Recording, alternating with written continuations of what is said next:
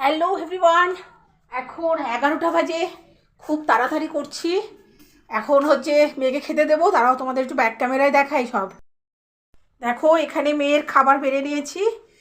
সে ভাত, ঘি দিয়ে, ভাতে গরম ভাতে ঘি আর লঙ্কা নুন দিয়ে নিয়েছি। ডিম সেদ্ধ আছে। আর এখানে দেখো কড়াইতে না, এটা হচ্ছে মানকচু। একটু পেঁয়াজ আর রসুন, কালো জিরে এগুলো তেলে সব ভেজে নিয়েছি প্রথমে। ভেজে নিয়ে তারপরে মানকচুটা দিয়ে একটু ভাজা ভাজা করবো। এটা হচ্ছে, এখন গ্যাস জ্বালানো রয়েছে, হচ্ছে। আর এইদিকে দেখো আলু, ফুলকপি, মটরশুঁটি, তারপরে হচ্ছে এদিকে টমেটো, ওটা সব রেডি করে নিয়েছি। মাছ হবে। আর এইদিকে দাঁড়াও একটু লাইটটা জ্বালিয়ে নিই। দাঁড়াও, এইদিকে আবার আর শাক হবে। এখানে শাক হচ্ছে লাল শাক, আর অল্প একটু না কচি কচি মূলো শাক ছিল, ওর ভেতরে দিয়ে নিয়েছি। তা ভিজিয়ে রেখেছি, ধোবো। একবার ধোয়া হয়েছে, আর একবার ধোবো। আর এইদিকে দেখো হাজব্যান্ড নিয়ে এসছে গলদা চিংড়ি।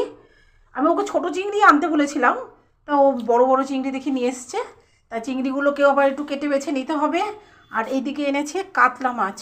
কাতলা মাছও তো দেখছি পুরো আঁশ টাশ ভর্তি রয়েছে মাছে।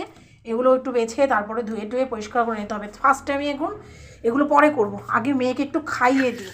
ও না রেডি হচ্ছে, দেরি হয়ে যাচ্ছে, তো ওকে একটু ছপাছপ মুখে ভাতগুলো দিয়ে দিই। আসছি তারপর।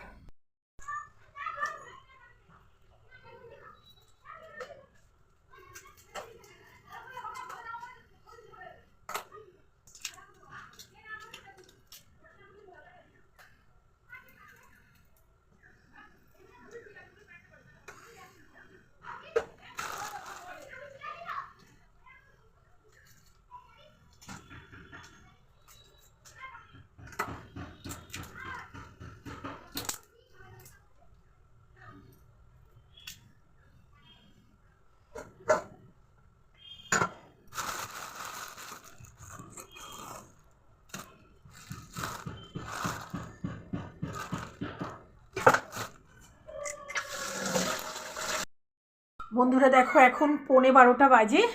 এখন আমি মাছগুলো ধুয়ে সব পরিষ্কার করে রান্নার জন্য তৈরি করে নিয়েছি। দেখো এখানে এই কটা মাছ আজকে রান্না হবে। কাতলা মাছ 3 পিস হবে। আর এখানে 4টে না চিংড়ি মাছ নিয়েছি। চিংড়ি মাছ ভেবেছিলাম কাতলা মাছ সব আজকে করব, আর চিংড়ি মাছটা কালকে করব। তা চিংড়ি মাছগুলো দেখে একটু খেতে ইচ্ছে করছে আজকেই, তার জন্য 4টে নিয়ে নিয়েছি। আর এইদিকে দেখো কালকের জন্য মাছ গুছিয়ে ধুয়ে টুয়ে রেডি করে রেখেছি, এখন ফ্রিজে ঢুকিয়ে দেবো। আর এইদিকে দেখো মাছ ধুতে ধুতে না শাকটাও রেডি হয়ে গেছে। আমি শাকটা বসিয়ে মাছগুলো ধুয়ে নিয়েছি। তো চলো এখন মাছ ঝটপট রান্নাটা করে সেরে ফেলি।